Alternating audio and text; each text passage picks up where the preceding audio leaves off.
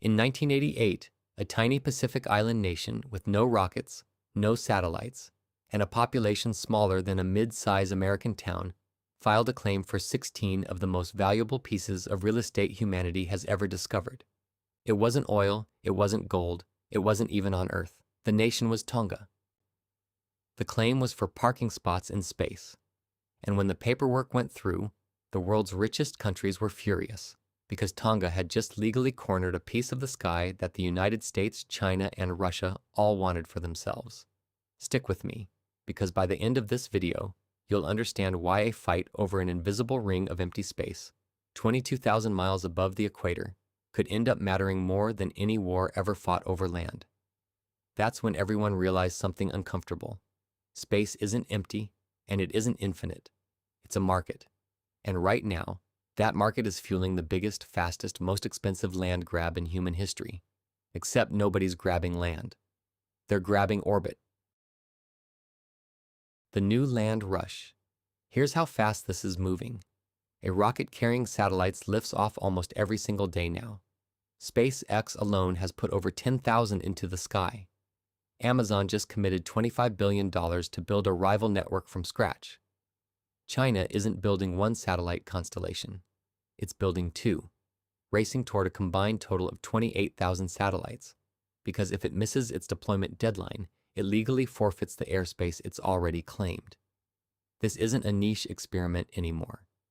It's the largest infrastructure build-out on the planet, and almost nobody is talking about it. Which raises the obvious question, what exactly is worth $25 billion, thousands of rocket launches, and a legal race against the clock? The answer isn't space in the vague, romantic sense. It's specific coordinates, real addresses. And like any real estate market on Earth, some addresses are worth infinitely more than others. Space isn't empty. Space looks infinite, but the useful parts of it are shockingly small. Think of orbit as a set of neighborhoods, each with a different price tag and a different use case. Low Earth orbit, 300 to 1,200 miles up, is the cheapest land to build on and the fastest to reach, downtown. That's why Starlink, Amazon, and China are all crammed in there. Medium Earth orbit, around 12,000 miles up, is the suburbs. GPS satellites live here. Fewer buildings, more space, but a pricier vehicle to reach it. Then there's geostationary orbit, 22,000 miles up. A satellite here moves at the exact same speed as Earth's rotation, so it stays locked over one spot on the map forever.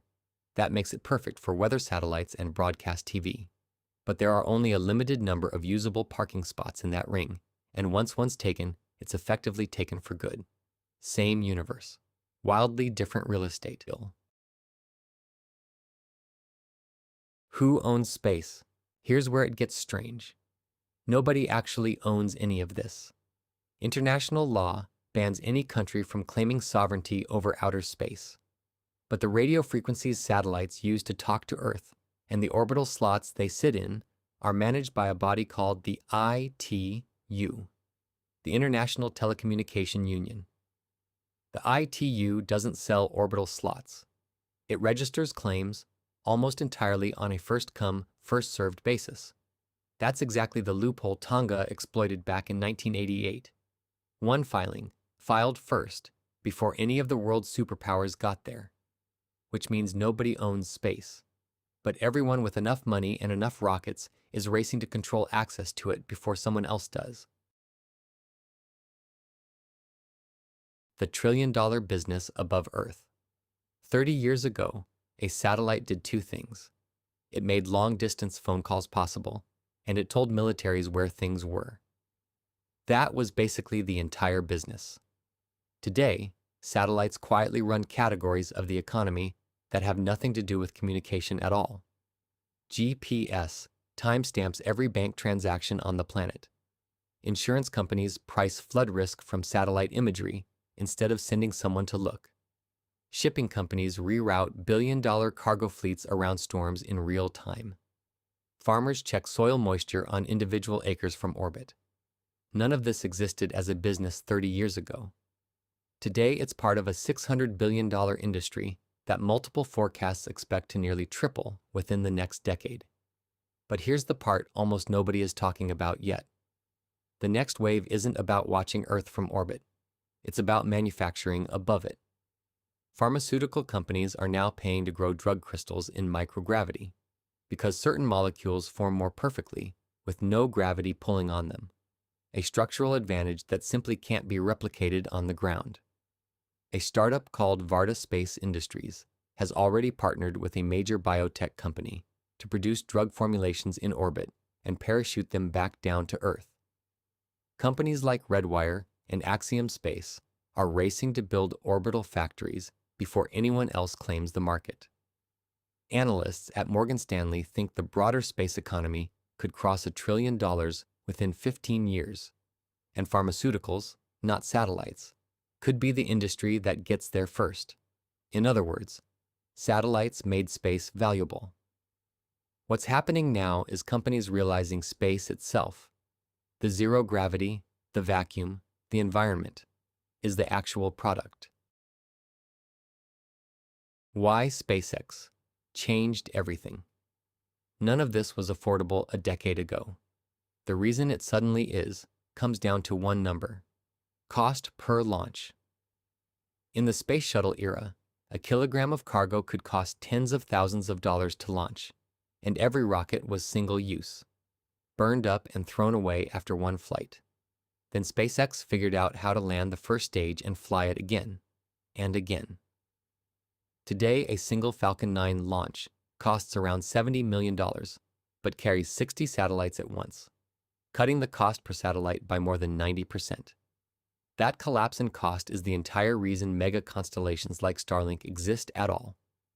At old prices, a network of 10,000 satellites would have bankrupted any company on Earth. At new prices, it's simply a business plan. Now everyone from Amazon to the Chinese government wants in. The traffic jam. Here's a number that should scare you: 5.5 days. That's how long scientists estimate it would take for two satellites to collide if every operator in orbit simply stopped steering out of each other's way. There are now more than 11,000 active satellites up there, alongside tens of thousands of tracked debris fragments, and an estimated 100 million untracked pieces too small to monitor but large enough to destroy a satellite on impact. This is the exact scenario scientists named Kessler syndrome back in 1978. One collision creates thousands of fragments. Those fragments cause more collisions, and entire orbital shells become too dangerous to use, possibly for generations. It was theoretical then. In 2026, several scientists believe parts of orbit are already there. Humanity's newest real estate market is the only one in history that can become permanently unusable, and we're filling it faster than anyone can regulate it. The next space war. When Russia invaded Ukraine, Starlink kept the Ukrainian military online almost overnight, coordinating drones and holding communications together while ground infrastructure was being destroyed. Intelligence agencies now believe Russia has been developing a weapon designed specifically to shred Starlink satellites with a cloud of shrapnel, one that wouldn't just take out Starlink, but fill low orbit with debris for everyone else too. That's why China and the United States are both racing to build satellite networks their own militaries fully control, not for internet access, for survival in a war where losing your satellites means losing GPS, communications, and surveillance in an instant. Orbit isn't just commercial property anymore. It's the highest ground in the next war, and every major power already knows it. To conclude, let us go back to Tonga for a second. One tiny nation with no rockets and no satellites figured out that being first into an emerging market could turn a filing cabinet into a fortune. That's exactly the opportunity playing out today, just at a scale nobody in 1988 could have imagined. Trillion-dollar forecasts. Launch costs down more than 90% in under a decade. Pharmaceutical companies growing next-generation drugs in microgravity. A market that's barely a decade old and already worth $600 billion a year, expanding faster than almost any other industry on the planet. This isn't a finite pie everyone's fighting over the scraps of. It's the newest frontier of the global economy, and it's still being built in real time above our heads right now.